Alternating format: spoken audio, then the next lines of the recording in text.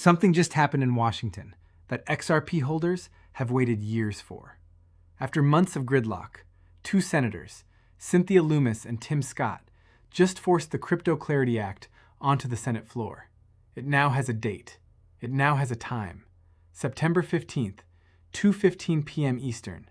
And the words these two used to get it there are stronger than anything we have heard yet. So today, we go through exactly what they said and what it could mean for XRP.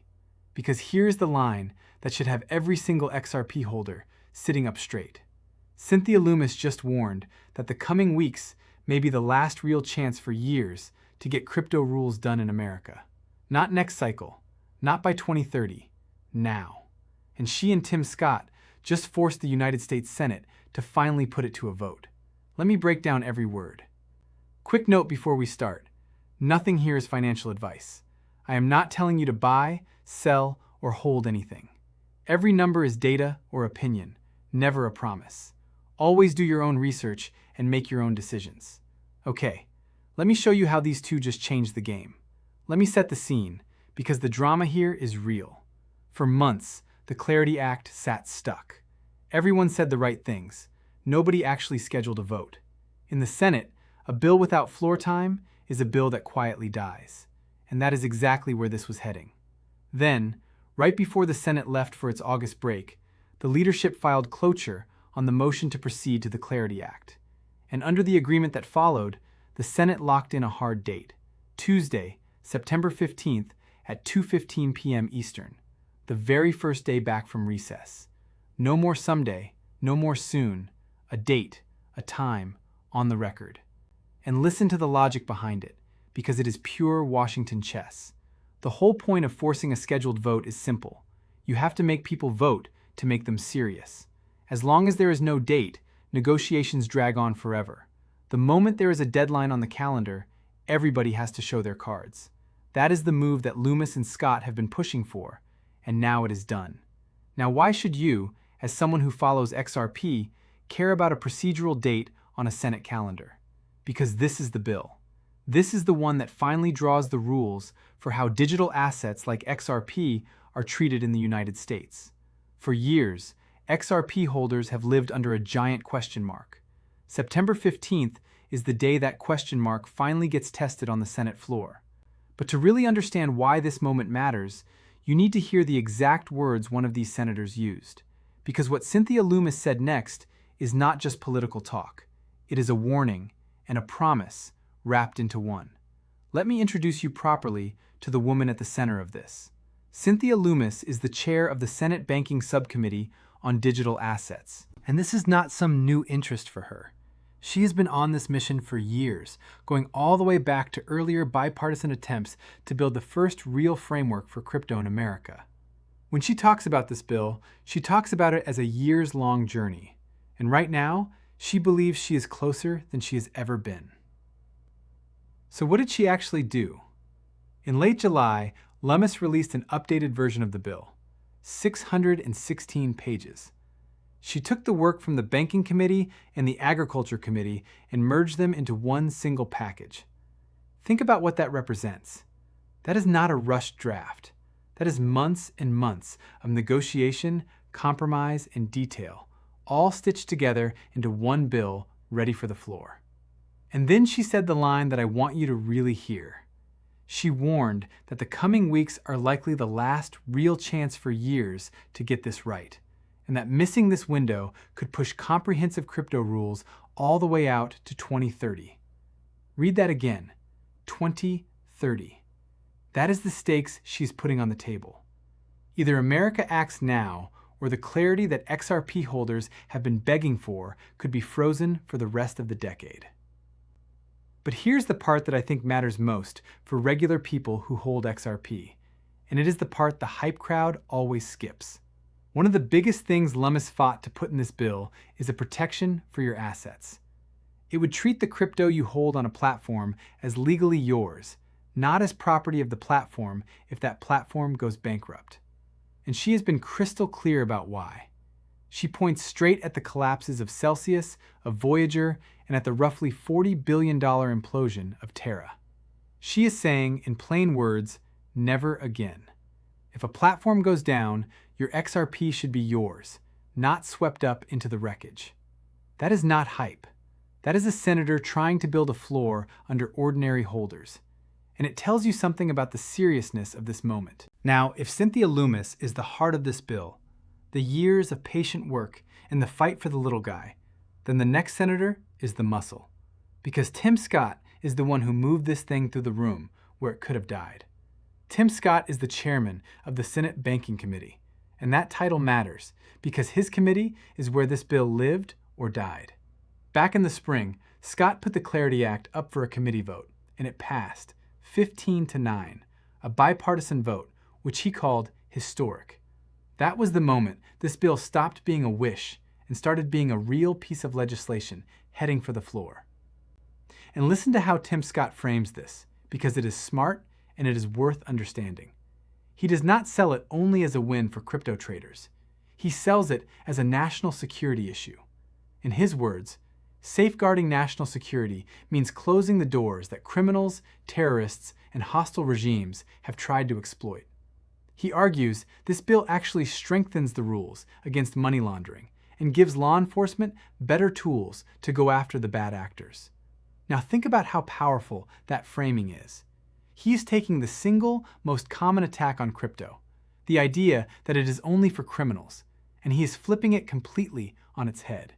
He is saying clear rules are how you catch the criminals. Ambiguity is what protects them. Clarity is what exposes them. That is a message designed to win over the people who were on the fence.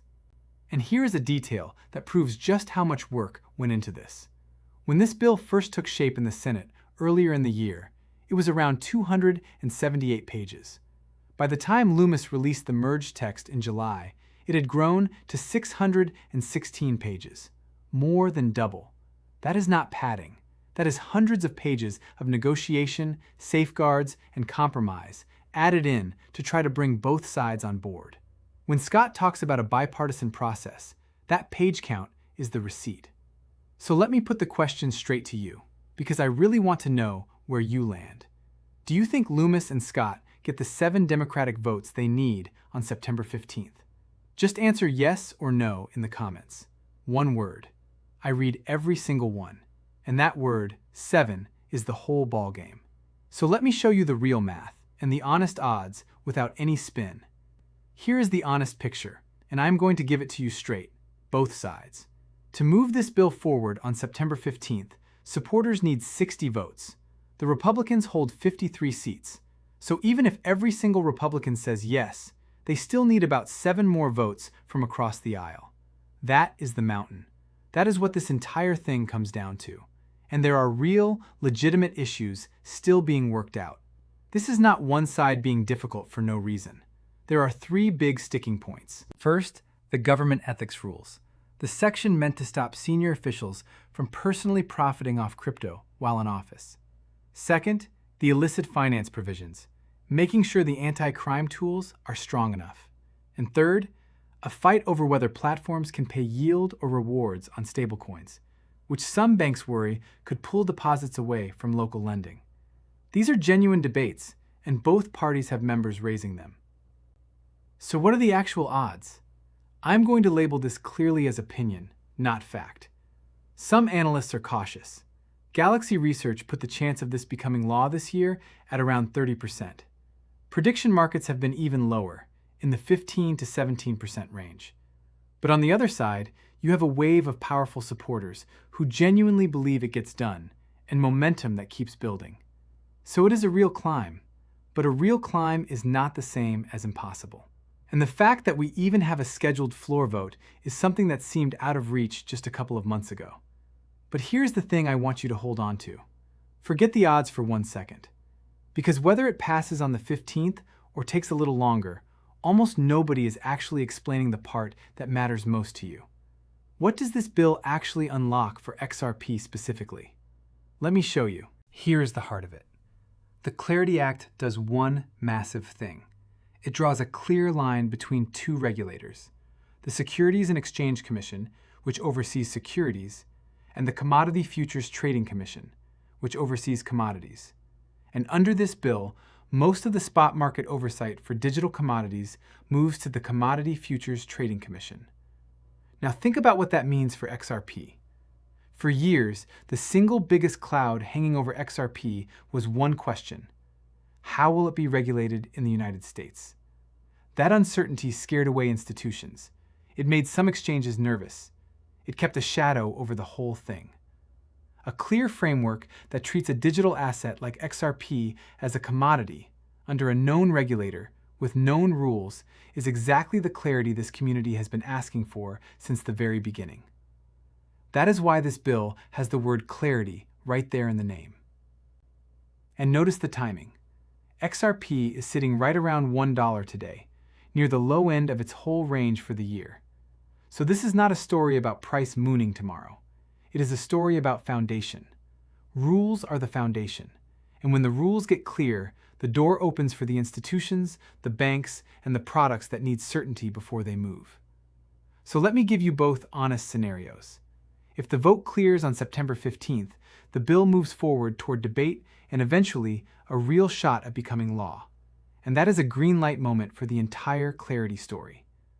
If it falls short, it does not mean crypto is dead. It means the fight continues into a crowded calendar and it gets harder. But even then, regulators have made clear they will keep working on crypto oversight regardless. The direction of travel does not reverse. It just moves at a different speed. Either way, the thing to understand is this: the United States is no longer debating whether to give crypto rules. It is debating how and when. And XRP, an asset built from day one for regulated institutional use, is positioned to be one of the biggest beneficiaries when that clarity finally lands. So let me bring it all home. Two senators, Cynthia Lummis and Tim Scott, just did what looked impossible a few months ago. They dragged the Clarity Act out of the shadows and put it on the Senate floor with a real date and a real time. September 15th, 2:15 p.m. Eastern. Lummis is fighting for the framework and for the protection of ordinary holders. Scott is selling clarity as the way to make crypto safer, not riskier.